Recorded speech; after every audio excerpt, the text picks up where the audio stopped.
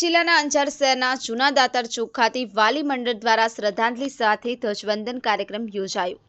26 જાન્યુઆરી 2001માં કચ્છ જિલ્લાના અંજારમાં આવેલ વિનાશક ભૂકંપમાં 185 વિદ્યાર્થીઓએ 21 શિક્ષકો 2 પોલીસકર્મીઓ તેમજ એક ક્લાર્ક મૃત્યુ પામ્યા હતા। તે દુઃખદ ઘટનાને આજે 24 વર્ષ પૂર્ણ થયા છે, ત્યારે તેમની યાદમાં આજરોજ 76મા પ્રજાસત્તાક દિન નિમિત્તે અંજાર વાલી મંડળ દ્વારા અંજારના દાતાર ચોક ખાતે શ્રદ્ધાંજલિ સાથે ધ્વજવંદનનો કાર્યક્રમ આયોજિત કરાયો હતો, જેમાં ધ્વજવંદન કર્યા બાદ વિનાશકારી ભૂકંપમાં મૃત્યુ પામેલા તમામ લોકોને અંજાર સચ્ચિદાનંદ મંદિરના મહંત ત્રિકમદાસજી મહારાજ, અશોક સોની, હરિલાલ કાપડી, જીતીશ કાતરિયા, મિત મહેતા, હરિભગત, હરિલાલ બાલદાનિયા, મહેશ હાદિયા, આશાબેન મહેતા, હિનાબેન સોમેશ્વર, મીતાબેન પલણ, જીતેન્દ્રભાઈ ચોટારા સહિત વાલી મંડળના સદસ્યો દ્વારા શ્રદ્ધાંજલિ અર્પણ કરવામાં આવી હતી, જ્યારે બાળકોને તિરંગા સાથે નાસ્તો વિતરણ કરવામાં આવ્યો હતો।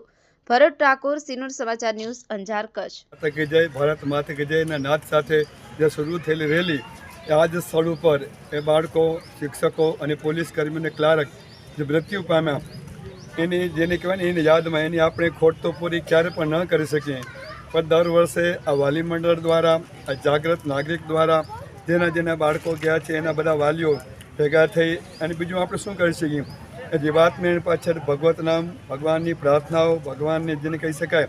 એટલે મૃતકોને શાંતિ મળે અને ભગવાન એના ચરણમાં વાસ મળે એના માટે 2001થી કરીને અત્યાર સુધી દર 26મી જાન્યુઆરીએ અહીં આ કાર્યક્રમ યોજાતો હોય છે।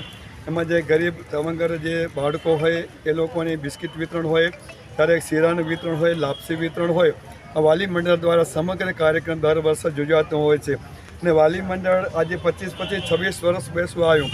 એની ઘણી બધી માંગણીઓ છે, ઘણી બધી સરકાર તંત્રને જાગૃત કરવા માટેના ઘણા બધા પ્રયત્નો સતત વાલી મંડળ કરતી હોય છે, પણ હવે મને લાગે છે આજકાલમાં કદાચ એવી જાહેરાત થયેલી છે કે આ બીજું તો કાંઈ નહીં પણ આ સ્થળ ઉપર એક પ્રાર્થના હોલ જેવું બની શકે, જેનાથી કરી આ જમીન કાયમી માટે એ લોકોનું સ્મરક બની રહે એના માટે થઈ સતત પ્રયત્નો અને પ્રયત્નના ફલ સ્વરૂપે કદાચ આવનાર દિવસોમાં, કદાચ આપણે આવનાર વર્ષમાં આપણે એ પ્રાર્થના હોલમાં બેસીને આપણે પ્રાર્થના કરતા હોય તો મને લાગે છે ને આપણે ભગવાન પાસે પ્રાર્થના કરી જે સપનો છે એ સાદ્રશ બને ને આપના ચેનલના માધ્યમથી જે મૃતકો છે એને હૃદયપૂર્વકની વાલી મંડળ વતીથી, અંજાર વતીથી અને સંપ્રદાય વતીથી સૌને નમન કરી હૃદયપૂર્વકની શ્રદ્ધાંજલિ પાઠવું છું। સૌને રાધે રાધે, ભારત માતા કી જય।